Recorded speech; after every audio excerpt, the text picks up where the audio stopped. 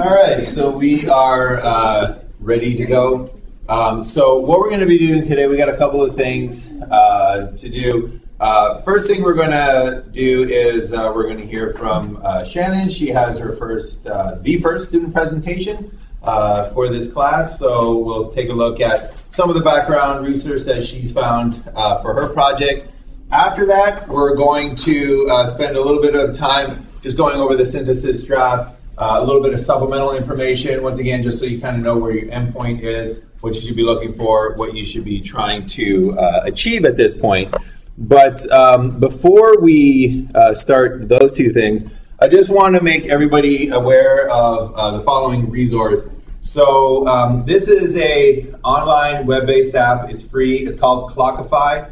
And what this is it is a time management tracking system where you can sort of track the hours that you spend on different tasks in your week. And I would highly, highly recommend signing up for an account here and using it to track the amount of time that you are spending working on this senior seminar.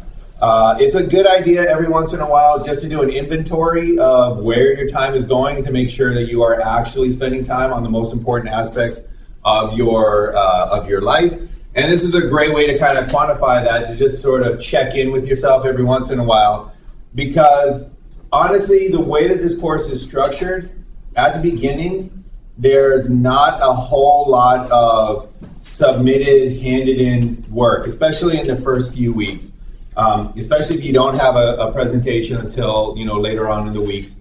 So you don't want to fool yourself or lose sight of the fact of how much time you're spending in this, because it is a time-intensive course. So at this point, we don't have anything that you're submitting, nothing where you can sort of check in on yourself and say, oh, I've completed this and I've completed this, so I'm on track. So you do want to make sure that you're on track, and this is a great tool to do that. So I would suggest set this up, track the time that you're spending in your different courses, and just use it as a way to be honest with yourself.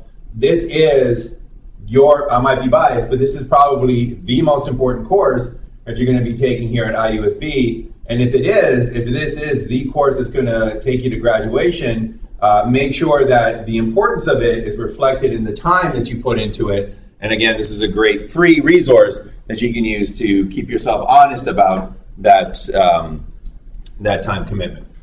All right, so that was just our little intro to what we're going to cover today. Right now, we're going to turn it over to Shannon, and we are going to see some of the work that is being done and some of the cool ideas that are out there as background theories.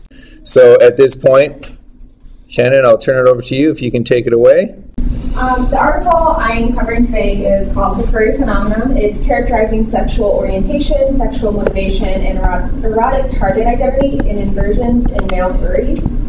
Can't think they're authors anymore. So my research project this semester will be about sexual attraction, and then my diverse population will be, hopefully, furries. And so furries is a community of people that dress up or take on anthropomorphic animal characteristics, which essentially means that it's like a humanish animal. And through this alternate identity, they take on what they call personas. And so in a lot of Disney shows, if you think of Robin Hood, or even the new Cats musical, which is terrifying to me. They are animals, but they look humanistic, so they have a lot of features like humans, but they're animals. And so they take on these alternate personalities and identities called personas. Many of them have at least one, sometimes they have multiple characters. And then they, as a part of the persona, they will dress up in costumes, almost like what you would see at a high school mascot from head to toe in the picture we just saw, called fursuiting. Or they will just wear animal accessories. So if you go to my daughter goes to Claire's and they have little puppy ear headbands. You can get tails, you can get gloves, you can get little feet things. The fursuits are very expensive, And so I don't think, well, I know in the research, not many people actually do fursuiting from head to toe, unless they're going to meet someplace at like a convention. And so like kind of like Comic-Con, they have an Anthropon, or sometimes called FurryCon or FurCon. And so then they come and they gather together and like hang out, play games. The community behind furries is really important. When they first came out, like I think the first attention that furries got was depicted in a very like sexual manner, and so there's been a lot of stigmatization about them. And so they try, like, so a lot of the articles I saw, it was like they don't want to bring any more extra stigma to it. But I think most of the media and even the pictures I saw, there is not like partially dressed furries. They're from head to toe, even though it's a rarity for that to be. Another big part of the whole community thing is most of the time is spent online versus in person. A lot of them, because of the stigma, they hide their persona, so they don't tell people about having these hobbies, I guess. And so a lot of their culture is both creating and consuming art, media, stories. There's all kinds of forums where you can post stories or you can interact with other furries. And then there's also like erotic art and stuff. And so these are some examples of like furries personas. You see a lot more of like the animated cartoonish style than humans dressed as them. And so researchers wanted to know what the motivation was behind this phenomenon. And so they had 3 goals that they were looking for. They wanted to find out the sexual orientation, much like how we have the whole LGBTQ spectrum. They wanted to find out, like, do you identify as a male? Do you identify as a female? Are you attracted to a male? Are you attracted to a female? Does that matter to you? And then they wanted to know to what extent this persona, furry thing, is sexually motivated. So how much is that important in this culture to you? Like, what brought you to being this? What makes you stay? You know, how did you become a furry? And these are some of the articles I saw online about advertise, like, you know, that were just articles about furries. And so a lot of what, as a furry, and even in this article, they were trying to be very, like, I know, it's funny, it's because like a top, like there are, like it's some, they're like, they have, so they'll put clothes on over them, or they'll just walk around in their fursuits, but yeah. And then the last part of this article, which I will not be covering very much, is the erotic target identity inversion. So with ETII, it is when you are both attracted to something and then aroused by the fantasy of being something. So one of the most popular ones is male cross-dressers, heterosexual men that like to dress up as a woman, so they change their behavior, they change characteristics, but they're also aroused by the fantasy of being a woman, even though they're attracted to women.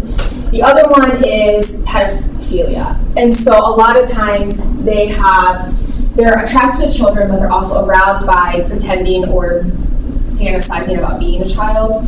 And so one of the biggest reasons why they wanted to do the ETII for the furries is because they change both their characteristics and their behaviors to become more like this.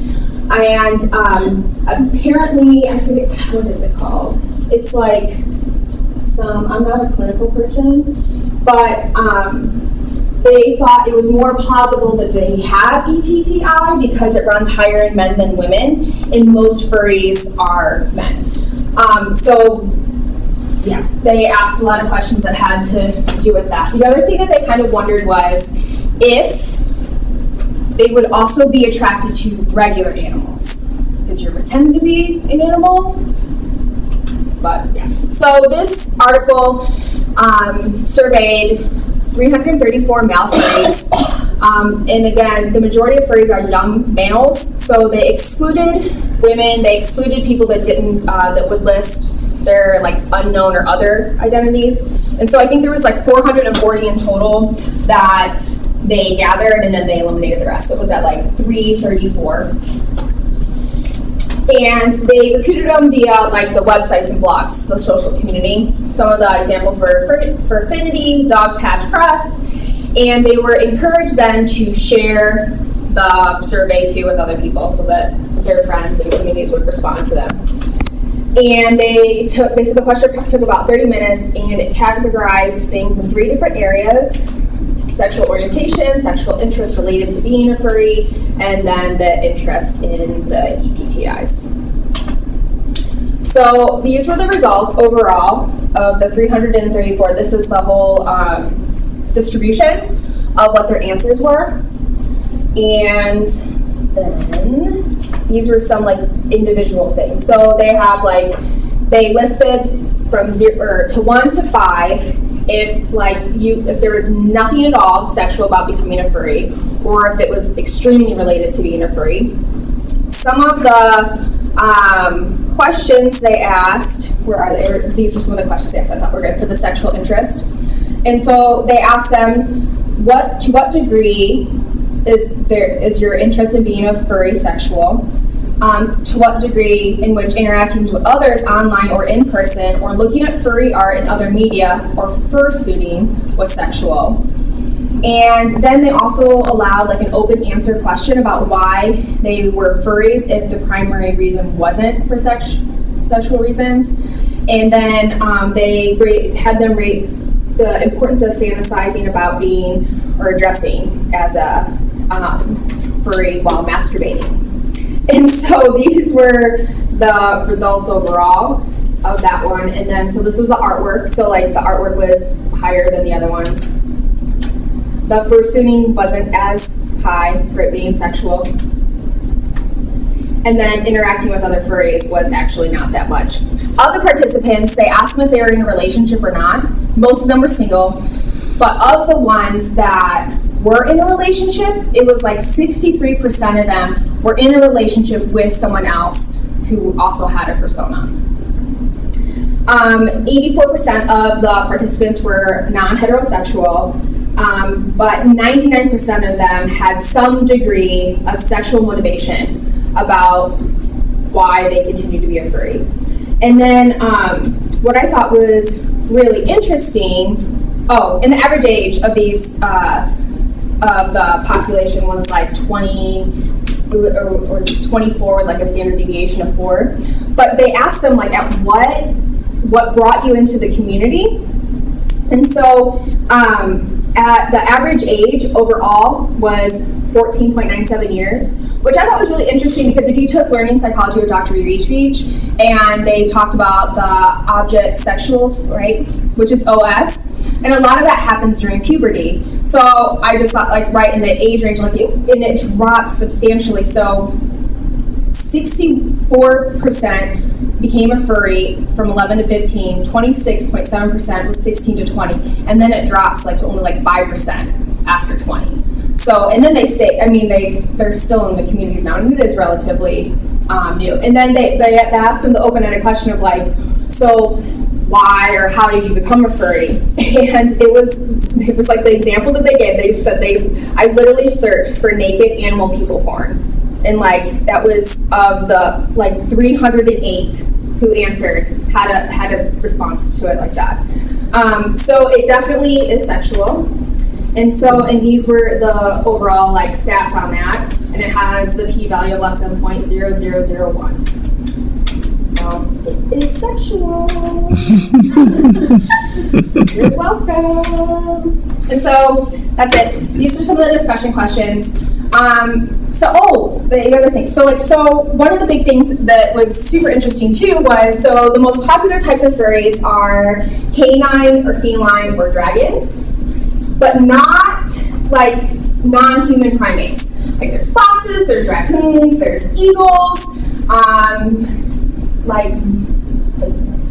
mice. But so I was of all the things, so why certain species versus others? So that was one of the questions. Does anyone have any ideas?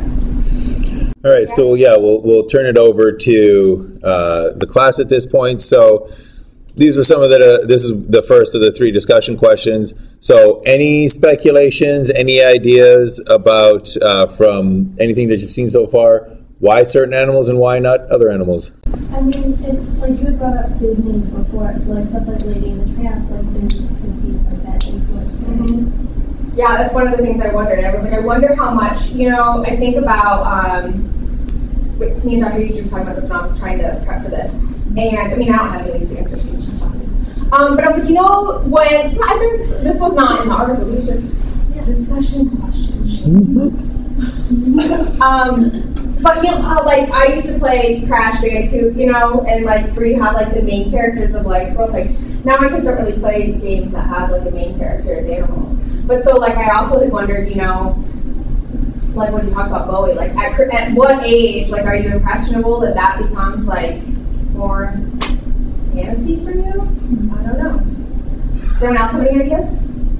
I feel like when you were talking about this, I was immediately, I thought of like people dressing up as like sexy animals for Halloween. Right, I know. Nobody really dresses up as like a sexy monkey. They don't. Like cats or dogs. I think some of the animals might be a little bit more obscure, but I think it's just more like an extreme version of that and what we consider an animal that could be sexualized. Yeah. Yeah. Maybe also some people just see primates as too close to us. That's really good. That's what Dr. Yuchik said. So if they're trying to fantasize, it's not that far away enough to see. Yeah, he said that there's something called like the uncanny valley. And so it's like when it's, so if it's too close, like you just like, there's like that small gap of like where it just feels off. And I think he said something about it was like evolutionary, like would signal sickness to you, or like that something just doesn't feel right. So like has to be either like super close to a human or far away from it. I don't know. So just to kind of expand on that, the phenomenon of the uncanny valley is where something gets very close to being human-like, we start to feel repulsed by it. But if it's far away from being human-like, then we're more accepting of it. And if it actually gets to the point where it's human-like, then we're highly accepting of it. So one of the sort of classic examples of something that's in the uncanny valley are mannequins. So a lot of people, they just don't feel comfortable around mannequins. They don't like them. They don't like looking at them. I can see some faces right now in the class being made. And the reason is because they look very close to being human, but you're still picking up very subtle differences where you can tell that they're not human. So they're too close without getting to the point where they're realistic, but they're not far enough. So another example of this, if you remember the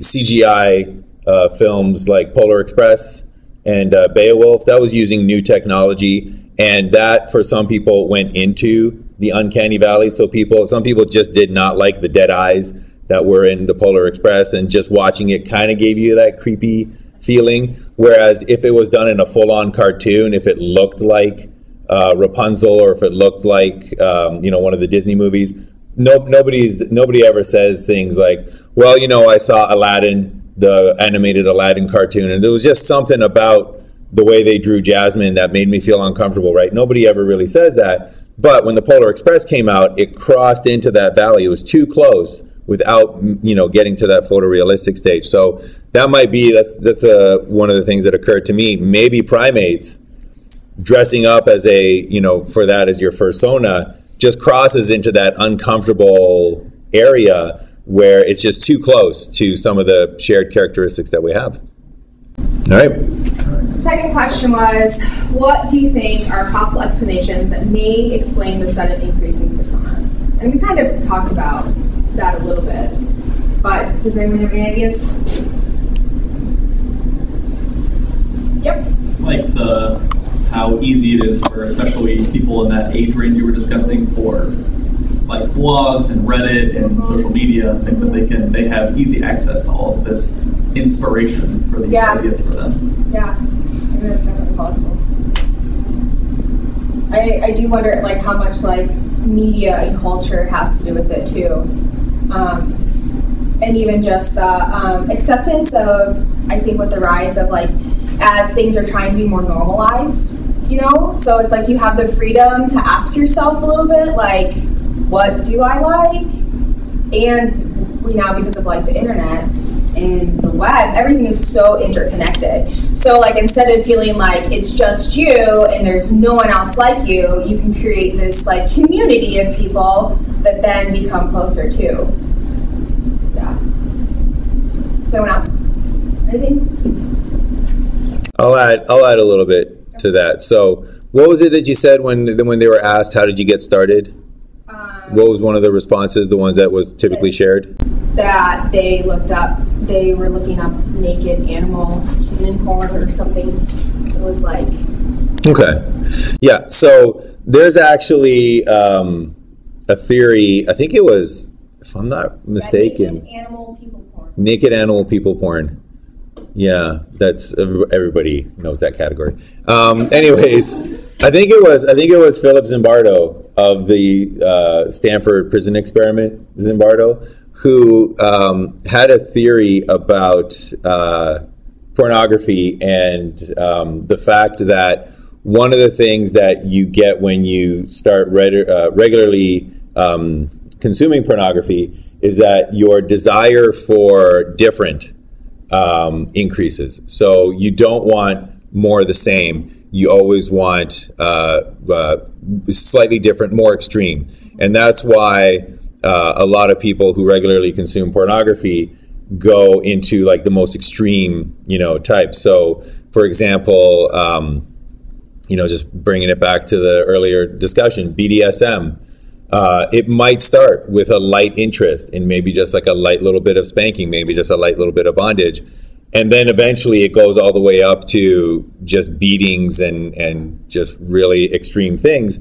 So the idea was that if you regularly consume it, you just need more and more and more and more and more. So this could be an example of that kind of need, because you did say the evidence points toward it is sexual. Yes. It is a sexual motivation. 99% of the participants had some kind of sexual interest related to being a furry. So it could be that the sudden increase has to do with the fact that we're living in an age now where that type of stimulus, that type of pornography is readily accessible. I mean, I don't even know pre-internet what somebody with this interest would do, right? I mean, it wouldn't be accessible in all but like the most niche, bookstores or maybe things like that. So that easily accessible information fundamentally changes how we perceive and how our brains are wired through our experience. So that's something that you can, that's a good point to remember, that we literally live in a fundamentally different world where people's experiences are fundamentally different. So this explosion in, personas might just be tied to the fact that you can access information and consume content based on this, which then drives you to go more extreme. So yeah, sure, I'll wear the cat ears at the beginning, and then you regularly consume it, you want more. So then I'll get the face, and then you want more and you want more. So that could possibly be one of those factors. And again, don't overestimate the fact of that change in our culture with readily accessible information, with the internet, because a lot of the phenomenon that you're going to learn about in your background research was done in the 70s, was done in the 80s, was done in the 90s, was done before the internet exploded, before broadband, download speeds were available, and that really fundamentally changes a lot of people's experiences. And then the last one, my question was, so like I said, I've been studying attraction. I did my history and systems paper on it. And so most theories of attraction center around reproduction. So my question was, what do you think will happen as furries age? Like as they start to couple up or like get older, like obviously you can't have a fur baby. I mean, you could dress up your kids. I don't know. Anyway, any ideas? Do you think they'd actually just like have animal babies, like dogs and cats? I mean, that's actually probably a pretty good theory. Yeah, I mean that. that's, I think that's possible. And I think after the kid, it would kind of get to them into their stuff. And like one of the biggest things, like for me, because I've been studying attraction and stuff, that's like I think that whole idea that it's all about reproduction, I think is a little bit flawed. Because of like, there's so many like little niches where like it's just not really about that. I'm not saying it's not a part of why people are attracted to certain, why they like couple up with or choose to do things. But it's interesting too. And then it's like, what? Like, do you keep your personas and then that relationship, or do you have like another, like too many? It's like it's like having two identities. Yeah. Based on what you were saying in the last question, it makes me wonder if they would grow out of it, especially with the majority of them being single males. It might not be something that their partner supports, or it might be something where they've kind of hit that threshold and it no longer does anything for them, so they do need to kind of look for more and find something new that maybe their partner is more into as well. Yeah, that's great. I mean, even just having children can kind of shift your priorities, so maybe it's not even something that they would have time for. Yeah, absolutely. Absolutely. Anyone else? Okay, that's it. Very nicely done. Would have been nicer with my original font. I will just add right now that last question I think is absolutely fascinating, because age has a lot to do with sexual attraction, and it moves with time, right? So there was a time when all of us, we can't speak for all of us, but I will go out there on a limb and I will say that there was a time when most of us were attracted to 13-year-olds, and it was when we were 13, right? I mean, there was a time when that was our object of attraction. Nowadays, not anymore, right? It's moved along, and then as you grow older, your age range kind of shifts with you. But the furries, how can you tell what the age of a furry is? Do they ever? Was there anything in the article if they reveal? At some point, do you say, this is my real face, but let's put the persona on and we'll engage, or? I mean, because that wasn't one of their main focuses in this article, they do, like, they asked a lot of them, like, do people know that you have these personas? And because of the stigmatization, a lot of them are reluctant to share that they have this, like, fetish. I don't know if fetish is the right word. Yeah, I mean, when you consider too, though, that like of the ones that were in a relationship, 63% of them were in a relationship with another furry. Mm-hmm. But I don't know if they didn't mention whether or not it's like only their furries' identities are in a relationship, or if they're also.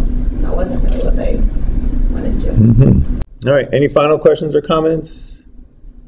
All right. Very nicely done. So presentation number 1 in the books. And it's really out there, but it's behavior. And as psychologists, it's exactly what we're trying to understand. We need to understand behavior. And oftentimes, something like furries, which are just so out there, give us key insights into what it is that drives more typical behavior. So for example, theories of attraction having to do with reproduction. You're attracted to somebody because of reproduction. You're attracted to somebody because of reproduction.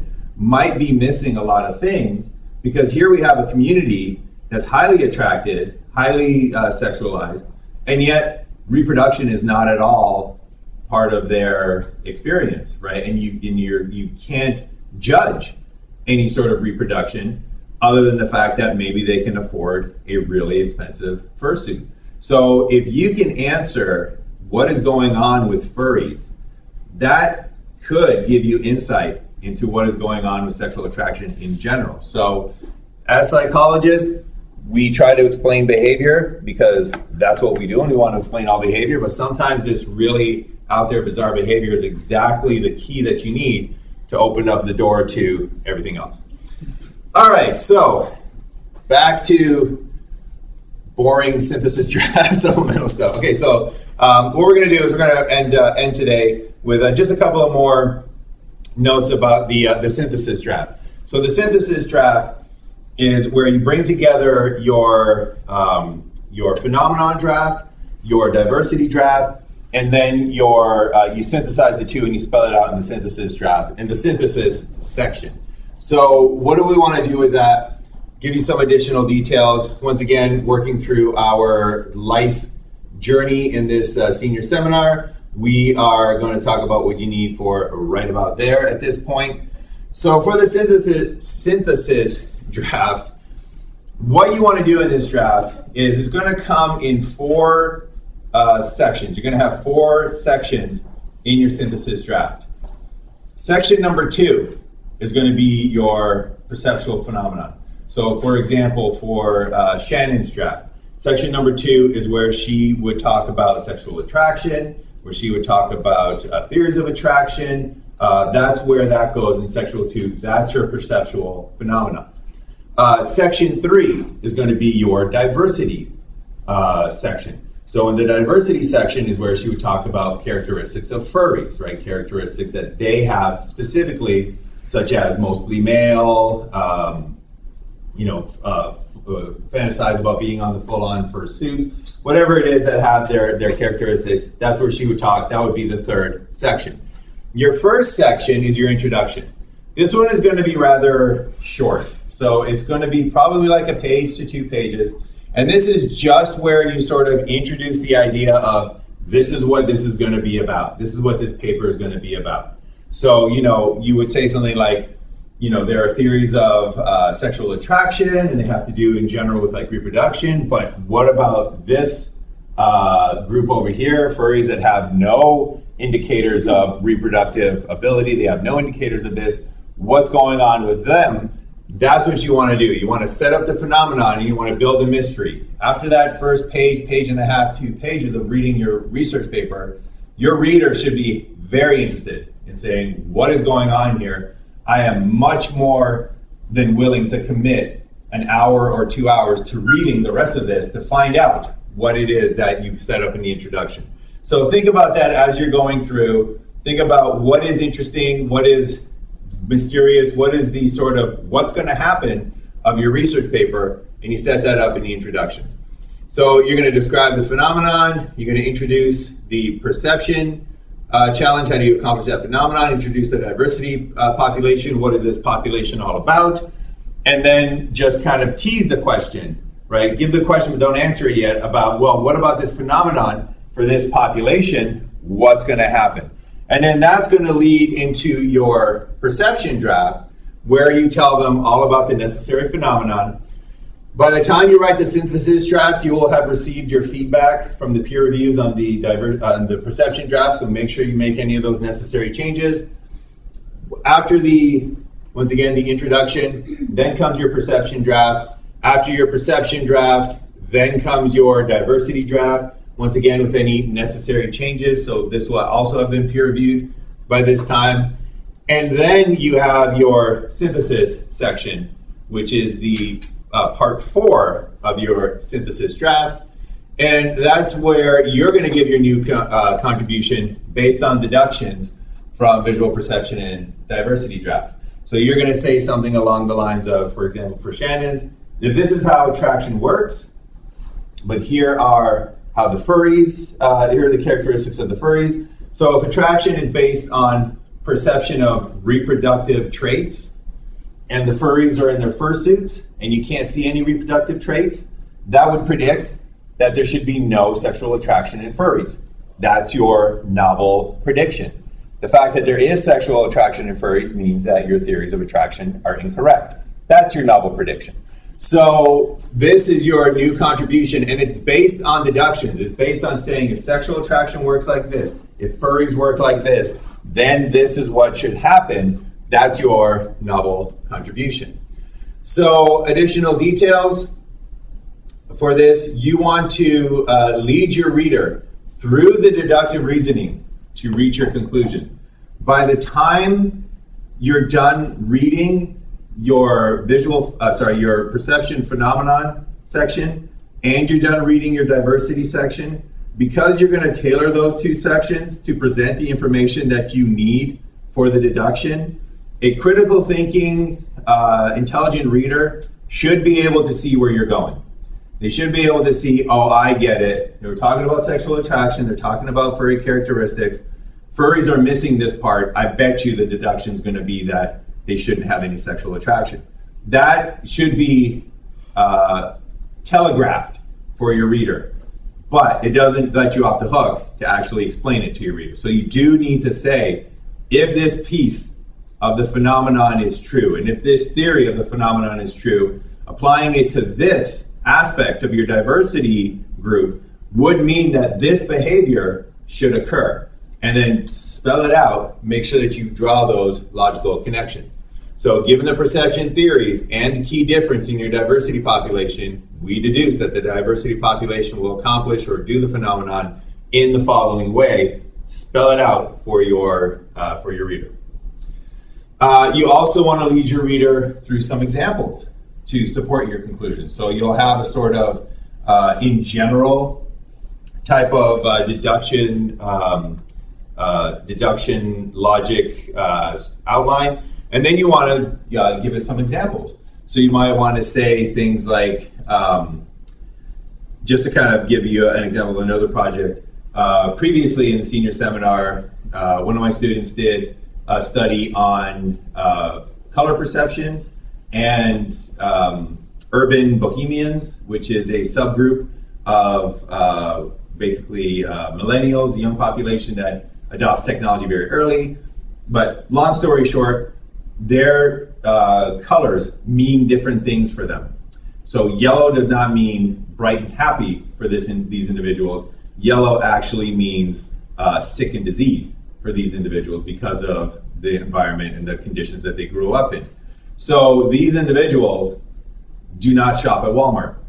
For whatever reason, they don't tend to go to Walmart to shop for their groceries. And one of the issues might be the fact that Walmart has yellow in their logo. So she put forth the argument, this is how color perception and things work. Here's the key difference for these urban bohemians, which makes some predictions that, they would avoid yellow and they would, flock to these differences. For example, Walmart has yellow in their logo. That signals happiness and health to typical individuals. That signals disease to these individuals. Therefore, these individuals would not shop for groceries at Walmart. So lead your reader through the example to illustrate some of these conclusions. Put it into non-abstract, sort of real examples of how this would work to help your reader understand what is going. So, when trying to do this aspect of the phenomenon, the diversity population will behave like this, but when trying to do this other aspect of the phenomenon, the diversity population will behave like this. So when you see yellow, the diversity population is going to say, no, that reminds me of disease, so I'm not going to shop there. But when you see purple, that's going to say, oh, this is what it's, what it's all about. So go through some actual concrete examples in your synthesis draft. And then you're going to want to, near the end of it, lead your reader through some of the implications of your conclusion. So your diverse population will be more likely to show deficits in this behavior, or they're going to be overly responsive to the stimulus, or it shows that the previous theories are incorrect on sexual attraction, or it means that this population is going to encounter these issues, moving forward. They're going to do this as they age. What are some of the implications of the fact that your diversity population experiences this and is predicted to perceive in this different way? All right, so that is the new stuff, and just a reminder, the length, it's as long as it needs to be, but you're probably going to have about 20 to 24 pages once you're all in for your synthesis draft. And what you want to include any figures or tables in your synthesis draft. So in your drafts as you go along, if you need tables and figures, include those in the actual draft. Make sure they're coming from the Wiki Commons. Make sure that they're coming from somewhere with a Creative Commons license. Note where you have gotten them from. Give the correct attribution. So they will have information. That's one of the reasons I love Wikimedia Commons. They will actually have the information where they'll say, to give attribution, here's the information that you have. So do that for your drafts. However, this is a good time to point out that while your draft for your article needs to use images that are either public domain or Creative Commons license, basically images that you have full freedom to reproduce. When you're doing your poster and when you're doing your presentation, you can use any images you want. And the reason for that is what the purpose of these forms of communication are. And the big difference is the fact that when journals are published, somebody is making money off of that journal. You charge subscription fees, or you pay to have access to an article, or you sell advertising space to advertisers, but somebody's making money from the publication of a journal article. From a poster or a conference presentation, those are for educational purposes only. So for educational purposes, like this presentation today, feel free to go to Google, feel free to go to whatever image resource you want. Get as many images off the internet as you want for your images. Take graphs and tables from the paper that you are actually presenting. You can do that as well. It's free because you're able to do that legally. It's 100% legal, it's 100% ethical, because it's for education purposes only. And your posters fall into that category, and your conference presentation falls into that category. However, because we're going to be publishing our journal article, and I'll be honest with you, I don't make anything off of this actual journal. It is free, it is open access. However, it does kind of fall into that category of this is not specifically for educational purposes. So we want to make sure that we're safe. We want to make sure that nobody ends up with a cease and desist email in their inbox. So for your publication, make sure that you're using the Wikimedia Commons. But for your presentation, for your posters, feel free to use whatever you want. And then finally, for your synthesis draft, which you don't need references. Definitely do your citations. I would recommend build up your reference section as you go along, but you don't need to hand it in for your synthesis draft. And also not an abstract. That'll be in your final version of your paper, which will be handed in after you get feedback on your synthesis draft. All right, any questions about anything we've seen today? Synthesis draft, anything like that? All right, so that is it for today. So for people presenting, I don't know, who's presenting on Tuesday? Okay, so make sure that you upload your presentations to Canvas. Send me you can do this through Canvas messages, send me your discussion questions. I'll post that in an announcement so everybody's ready to go. But other than that, we're done for today.